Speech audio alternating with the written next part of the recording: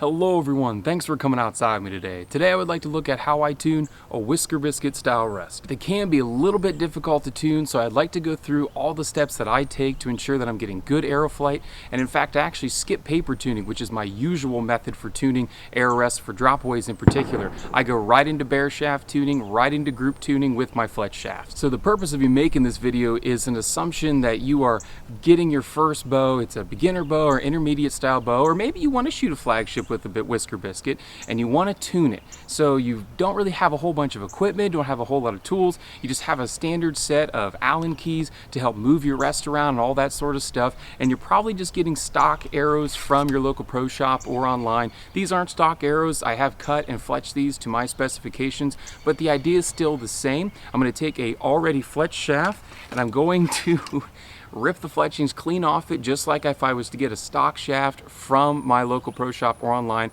I'm actually going to cannibalize one out of the half dozen that I have. I'm going to rip the fletchings off and shoot a bare shaft and shoot the rest of them, maybe refletch this one later down the road. Something that's going to really benefit you in your bare shaft is having nocks that are a bright color. If you have a dark red, blue, or black nock, it's going to be hard to see it in flight. If you have something that's white, green, or fluorescent orange, which most arrows come with that some sort of color scheme these days, it's really going to help you in your bare shaft tuning, identifying how your arrow is flying.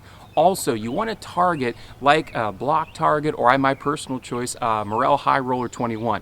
A bag target or other type of bag targets, they're a little bit lumpy on the inside, and you can have an arrow that goes in one way and then ends up kicking the other, or goes up or goes down. If you've ever shot a group of arrows into a bag target before, you know that sometimes one's sticking up, one's sticking to the left, one's sticking to the right, and they might not be grouped well together in terms of how they're sticking into the target, whether your bow is tuned or not. So it's really helpful to have a foam style target. My Morel High Roller 21 is pretty beat up, but it's still stopping arrows just fine. It's allowing me to see if my nock is sticking to the left or right, which is really what I'm going for initially, and helping me tune my bow and tune this Whisker Biscuit. A Whisker Biscuit rests and other containment style rests or blade rests hold the arrow or have contact with the arrow the entire time until the arrow completely clears the bow, which means that if you are torquing the bow or lifting it up or lifting it down, it's still going to be in contact with the arrow and can cause it to kick one way or the other, which can cause your tune to go out and can cause your sight to be showing all sorts of weird things and your groups to be showing all sorts of weird things. So I like to bare shaft tune so I can see if I can get a consistent tail kick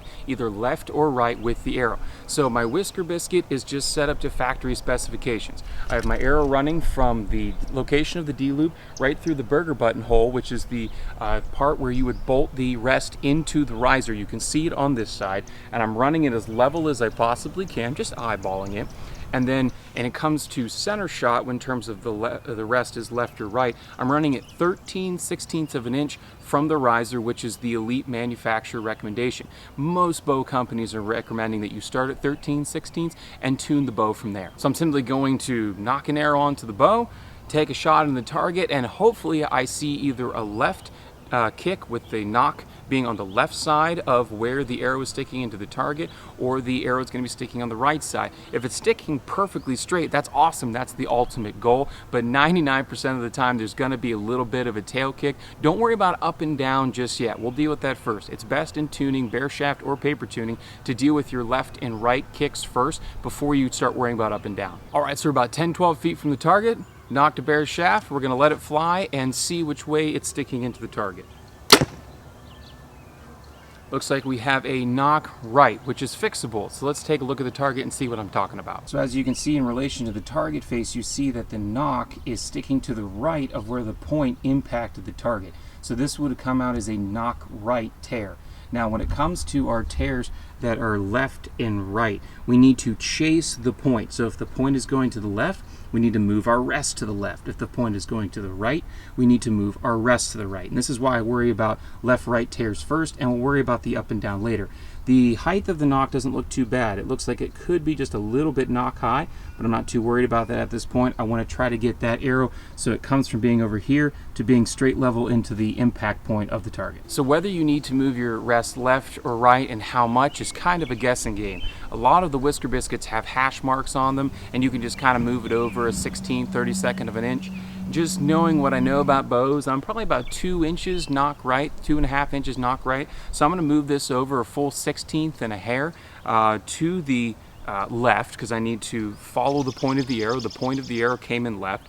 So Whisker biscuits aren't super easy to move sometimes, so I'm going to take the back end of my Allen wrench and try it from there. Now I'm only doing one shot at a time, but it doesn't hurt to do multiple shots, especially if you're first new into archery and your form isn't quite figured out yet. Like I said earlier, you got to watch that torquing of the bow. If you're torquing the bow one way or another and it's not consistent, you're going to get different tears and different kicks, if you will. So it wouldn't be a bad idea to shoot multiple shots to make sure you're getting a consistent kick either to the left or the right.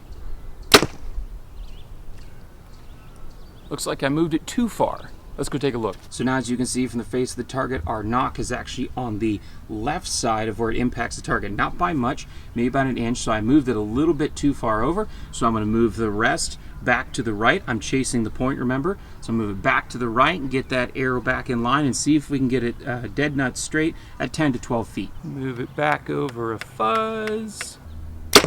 That's the beauty of having that bright green knock. I can see perfectly down the back end of the arrow shaft. I can see that green knock is right in line with the arrow and how I shot it into the target. It's perfect left and right. So we're going to step back to about 15-20 feet, shoot it again, and confirm that it's still flying straight. It also does look like it's shooting a little bit knock high, and I'll explain how to fix that. All right, so I've moved back to about 20-25 feet. I'm going to shoot it again, make sure I don't have any left or right kick, and let's see if that knock high kick is still there, and if it is, how I can fix it. All right, so that shaft is still flying really well. It's flying really straight. It's not going to be perfectly straight forever. It is still just a Whisker biscuit. You're still going to have a little bit of shooter imperfection, shooter error. It came out just a skosh right, but I'm not too worried about that. This is still a good distance. My fletchings are going to be able to compensate for that little bit over a long distance. I'm not too worried about it. I would rather my fletchings have to do as little work as possible. So if it's a little right, little left, little up, little down, I'm okay with it as long as I can get it as straight as I can with my shooter error. However, it was still shooting a little bit knock high, which means it was impacting the target at a little bit of an angle. So if you think about this with the bow itself, that means that as the arrow is coming out of the bow, the knock is sitting higher than the rest of the arrow, which means I need to move my rest up or my D-loop down. It's a lot easier to move your rest than it is to move your D-loop. It looks like I will still be running through the burger button hole like I talked about earlier. So I'm going to move my rest up a little bit to try to get that to level out, and hopefully it'll shoot a little bit straighter. Again, you just need small incremental movements. A little will go a long way. So I've moved it up maybe a 16/32 of an inch. I'm going to shoot it again and see if I can get rid of that tail high, that knock high kick. Super happy with that. Let's go take a look. All right, so as you can see in terms of the target, we might still be just a fuzz to the right, but you notice that the arrow is impacting in line as parallel to the ground as possible. Now, it's not going to be perfect because I'm pretty tall. I'm 6'4". We're at a pretty short distance, only about 20-25 feet. So if it's still a little bit knock high, that's not a problem. But that's flying pretty darn straight. That's flying pretty darn well. So now we're ready for the next step, which is group tuning with fletched arrows. All right, so we're still at about 20-25 feet. I'm going to shoot fletch shafts first, and I'm just going to aim at the same dot. I don't care where the arrows fly. I just want them to group. So if my sights aren't on, that's not a problem. I'm still just going to put my top pin in the center of the bottom right dot, send fletch shafts down range, and then I'll shoot the bare shaft last and see if they're pretty close in grouping with each other. Sounded really good. Let's go take a look. All right, so I was aiming at the center of this bottom right dot. Everything hit high and to the left a little bit. You see that bare shaft is sticking out on the left side, but we still have about an 1.5 inch group at 20-25 feet. So that's pretty solid. I now want to go back to maybe 20-25 yards and see if it's still an egregious issue or not. If that bare shaft is still flying semi-straight. I don't expect it to be flying perfectly straight because there's no fletchings on it to correct any of the issues. But I want to see if it's still within maybe 3 inches, 2-3 inches, and as long as it's not tailing off one way to the left or right, I'll be pretty happy with that, and I'll be ready to start shooting. All right, so according to my rangefinder, we're about 20-21 yards. Target set up down there. We're going to shoot 2 more fletch shafts, shoot the bare shaft with it, see if everything's relatively grouping together, and if it is, I'll adjust my sights and get to shooting. All right, so here's our 20-21 yard group. It started to come down there a little bit because we weren't as close. The bare shaft's there on the bottom.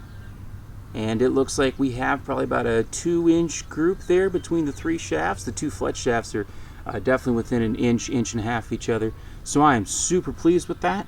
Think this biscuit is ready to hit the woods. So I'm gonna keep shooting here, but that's all for this video. If you have any questions about tuning Whisker Biscuit or any other type of rest or any other bow, please follow the links in the description below. Leave a comment here on YouTube, hit me up on Facebook, Instagram, or even send me an email. Hope you're able to get outside, enjoy the sport of archery hunting if you so choose. Definitely enjoy God's beautiful creation, and we'll get to see you next time.